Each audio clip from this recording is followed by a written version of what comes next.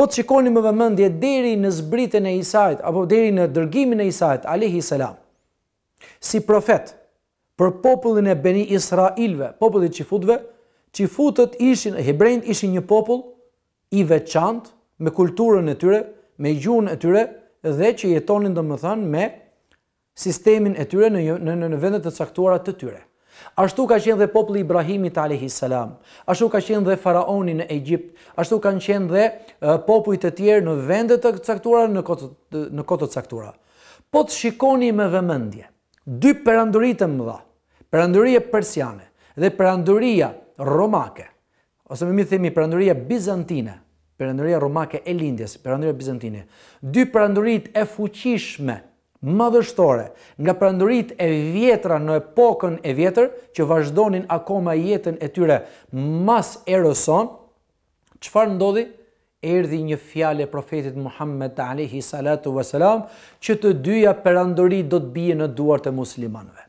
Kjo është një shenjë fillimisht që perandorit e mëdha do të rrëzohen në duart e muslimanëve. Që do të thotë nuk do të ketë më perandori të tilla që shfrytëzonin dhe i manin popujt në atë lloj forme siç u manin më parë. Mirë, po kanë ardhur perandori më pas të tjera, perandori qofshin ato islame, qoftë me fjalë komuniste, e perandori nga më të ndryshmet, naziste, fashizmi e kështu me radhë. Mirë, po rrjedha historike neve na tregon diçka tepër të rëndësishme. Na tregon se me rrëzimin e dy perandorive të mëdha, popujt filluan të afroheshin me njëri tjetrin më shumë. Vendet të afroheshin më shumë. Derisa erdhi koha dhe kufit pothuajse u klasifikuan në atë lloj forme sa ishin kufi shtetësh, po jo kufi njerëzish.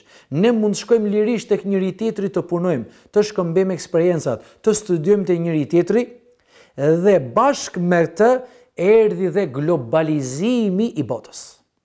Erdhi globalizimi i botës, që do të thotë është e pamundur pas Muhamedit alayhi salatu wasalam, rrjedhimisht sipas ngjarjeve historike, por dhe logjikisht të vi tani një profet enkas për Amerikën, një profet enkas për Rusin, një profet enkas për Kinën, kur gjithë bota është e globalizuar.